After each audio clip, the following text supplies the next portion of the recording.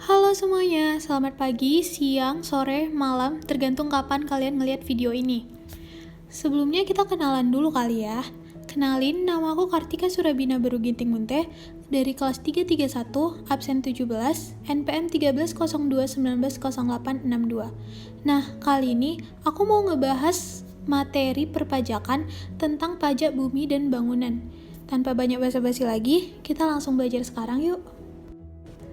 Nah, sebelumnya kita tuh harus tahu nih, apa sih dasar dari materi ini? Nah, jadi dasar dari materi ini adalah pasal 33 ayat 3 Undang-Undang Dasar 1945 yang berbunyi, bumi dan air dan kekayaan alam yang terkandung di dalamnya dikuasai oleh negara dan dipergunakan untuk sebesar-besar kemakmuran rakyat. Terus gimana dong dengan warga negaranya? Warga negara dapat memperoleh hak untuk memiliki, menguasai, dan memanfaatkan bumi. Dari perolehan hak tadi, itu kan membawa manfaat nih ke warga negaranya. Jadi, negara berhak untuk memperoleh pendapatan dalam bentuk pajak. Nah, itu tuh jadi dasar kita dalam mempelajari PBB ini. Sekarang kita bahas dulu nih, apa sih definisi dari PBB ini? Nah, PBB ini sendiri punya dua definisi. Yang pertama, PBB merupakan pajak yang dikenakan atas bumi dan atau bangunan yang berada dalam kawasan pedesaan dan perkotaan, atau yang disebut dengan P2. Di sini, yang mengawasi atau yang mengelola atau yang memungut adalah pemerintah kabupaten atau kota. Yang kedua adalah pajak yang dikenakan atas bumi dan atau bangunan yang berada dalam kawasan P5L. Apa sih P5L ini? Nah, jadi yang dimaksud dengan kawasan P5L adalah kawasan yang digunakan untuk perkebunan, perhutanan, pertambangan, dan sektor lainnya. Dulunya ini tuh disebut P3L, kemudian untuk tahun pajak 2020 disebutnya menjadi P5L. Kenapa? Karena pertambangannya sudah dibagi menjadi 3, yaitu pertambangan minyak dan gas bumi, pertambangan pengusahaan panas bumi, dan pertambangan mineral atau batu bara. Jadi namanya berubah menjadi P5L. PBB P5L ini yang mengawasi atau mengelola atau memungut adalah DJP. Nah, sekarang kita coba bahas tentang P5L ini lebih dalam lagi ya, coba lebih detailnya lagi nih. Yang pertama itu ada perkebunan. Yang dimaksud perkebunan di sini itu adalah kegiatan usaha perkebunan yang diberikan HGU. HGU itu apa? HGU adalah hak guna usaha untuk perkebunan ini tadi. Misalnya, perkebunan kelapa sawit, perkebunan kopi, dan perkebunan lainnya. Bukan perkebunan yang ada di belakang rumah ya. Yang selanjutnya ada perhutanan. Perhutanan di sini yang dimaksud adalah kegiatan usaha perhutanan meliputi hutan produksi yang mempunyai fungsi pokok memproduksi hasil hutan, misalnya hutan jati. Kemudian ada pertambangan minyak dan gas bumi. Ini tuh contohnya adalah kontrak kerjasama. Biasanya sih ini adalah antara BUMN Indonesia dan asing. Berikutnya ada pertambangan pengusahaan panas bumi. Contohnya adalah izin panas bumi. Selanjutnya ada pertambangan mineral atau batu bara. Contohnya adalah izin usaha pertambangan. Kemudian yang terakhir ada sektor lainnya. Jadi yang dimaksud sektor lainnya ini adalah selain objek P5 di atas yang tidak berada dalam wilayah kabupaten atau kota. Contohnya itu kayak usaha perikanan tangkap, usaha pembudidayaan ikan, jaringan pipa, jaringan kabel telekomunikasi, jaringan kabel listrik, ruas jalan tol, fasilitas penyimpanan dan pengolahan terapung. Tapi, ruas jalan tol yang dimaksud di sini adalah ruas jalan tol yang ada di atas laut. PBB ini merupakan pajak objektif, yang berarti dia itu melihat objek, bukan subjeknya. Sifatnya adalah semi self-assessment, tetapi self-assessment-nya itu persentasenya itu nggak terlalu besar, lebih banyak official assessment. Nah, self-assessment-nya itu adalah ketika wajib pajak diberi kesempatan ngisi SPOP atau LSPOP. SPOP adalah data bagi kantor pajak untuk menentukan pengenaan pajaknya. Itu tuh nanti isinya ada kayak luas bangunannya berapa, bahan materialnya apa aja, dan lain-lain, info dari si wajib pajak ini tadi. Dan LSPOP adalah lampirannya. Nah, dari situ tuh nanti kan dilakukan penilaian. Maka ditentukan NJOP-nya atau nilai jual objek pajaknya, lalu ditetapkan pajaknya dan dituangkan ke SPPT atau surat pemberitahuan pajak terutang. SPPT ini adalah kas dari PBB. Nah, penilaian, penetapan, dan SPPT adalah official assessment. Jadi kalau misalnya kita nggak ngisi SPOP gimana tuh? Nah, kalau kita nggak ngisi SPOP berarti dianggap objek pajaknya sama seperti tahun lalu. Nah, sekarang kita bahas tentang objek dari PBB ini. Dari namanya udah jelas ya, pajak bumi dan bangunan. Berarti objeknya itu adalah bumi dan bangunan. Bumi adalah permukaan bumi dan tubuh bumi yang ada di bawahnya. Sedangkan bangunan adalah konstruksi teknik yang ditanam atau dilekatkan secara tetap pada tanah dan atau perairan. Tapi ternyata ada juga nih objek pajak yang tidak dikenakan PBB. Apa aja tuh?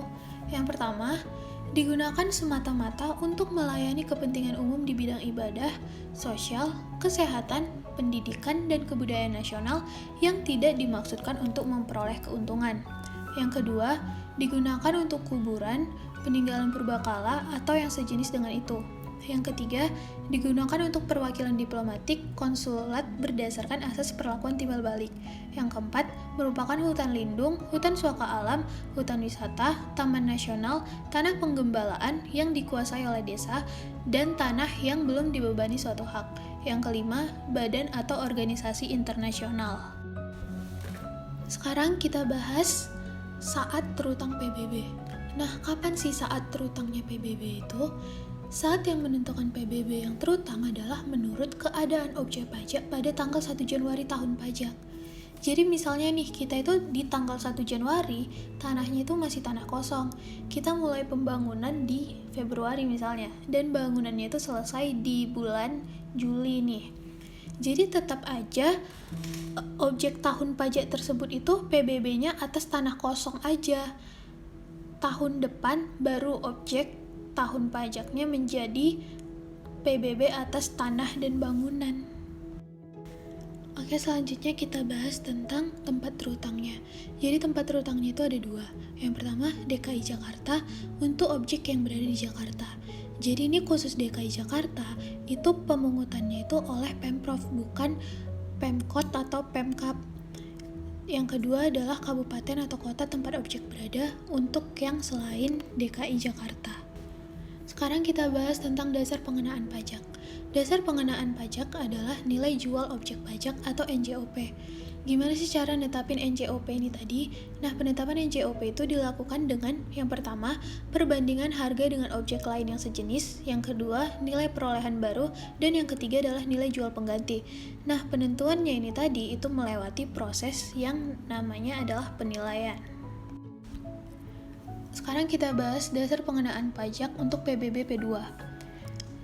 Jadi, untuk penentuan dasar pengenaan pajaknya itu, caranya seperti ini. Dari bumi atau bangunan yang kita punya, itu kan nanti dinilai tuh. Dari penilaian tadi, akan muncul nilainya dalam rupiah dan luasnya. Maka dapatlah nilai bumi per meter kuadrat dan nilai bangunan per meter kuadratnya. Setelah itu, nantinya akan dibandingkan dengan lampiran 2 PMK yang isinya merupakan tabel klasifikasi. Nantinya kita akan merujuk ke yang ada di tabel klasifikasi itu. Dari situ nantinya kita akan menghasilkan NJOP-nya, yaitu NJOP bumi per meter kuadrat ataupun NJOP bangunan per meter kuadratnya. Kalau untuk PBB P5L gimana tuh? Jadi itu ada dibagi dua. Yang pertama adalah sebelum tahun pajak 2020 dan yang kedua adalah mulai tahun pajak 2020. Untuk sebelum tahun pajak 2020, prosesnya sama seperti dasar pengenaan pajak pada PBB P2. Sedangkan mulai tahun pajak 2020, nilai bumi per meter kuadrat ataupun nilai bangunan per meter kuadrat itu nanti hasilnya akan sama dengan NJOP bumi per meter kuadrat ataupun NJOP bangunan per meter kuadrat. Jadi nggak perlu dilakukan perbandingan dengan lampiran yang ada di PMK. Kita bahas satu contoh soal ya. Nah, berdasarkan hasil penilaian, nilai jual bumi adalah 8,9 M untuk luas areal 12.500 meter kuadrat. Berapakah NJOP bumi? Nah, pertama itu kita cari nilai jualnya adalah dengan cara 8,9 M ini dibagi sama 12.500. Hasilnya 712.000 per meter kuadrat. Nah, ternyata 712.000 itu masuk ke kelas 054. Yang berarti NJOP-nya adalah 703.000. Berarti kita cari sekarang NJOP buminya sama dengan 703.000 dikali 12.500. Hasilnya adalah 8.787.500.000. Selanjutnya ada yang disebut dengan NJOP TKP. NJOP TKP adalah batas NJOP atas bumi dan atau bangunan yang tidak kena pajak. Selanjutnya kita masuk ke perhitungan PBB P2. Caranya gimana? Caranya itu adalah tarif dikali dengan hasil dari pengurangan NJOP dikurang NJOP TKP. Tarif dan NJOP TKP ini bisa berbeda di tiap kabupaten atau kota sesuai dengan peraturan kabupaten atau kota setempat. Dengan ketentuan tarif maksimal 0,3% dan NJOP TKP minimal 10 juta. Kita bahas contohnya ya. Pak Hasan memiliki 2 rumah yang berada di wilayah Kelurahan A.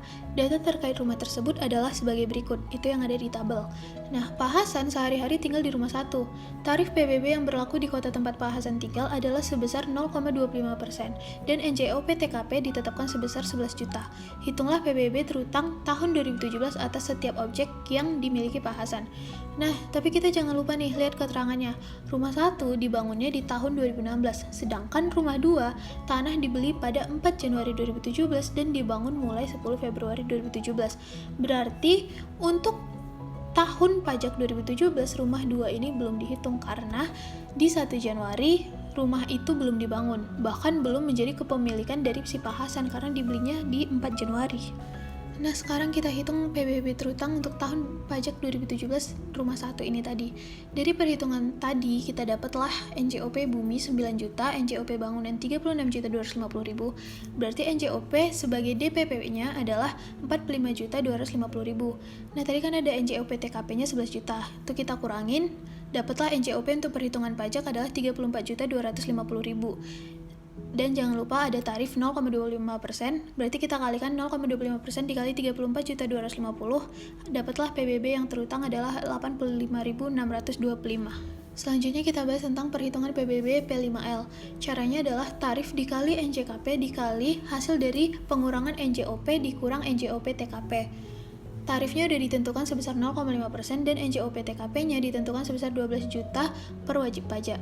Sedangkan NJKP-nya untuk sektor P5L adalah 40%, selain sektor lainnya yang NJOP-nya di bawah 1 miliar itu adalah 20%. Sekarang kita bahas contoh penerapan NJOP TKP untuk P5L.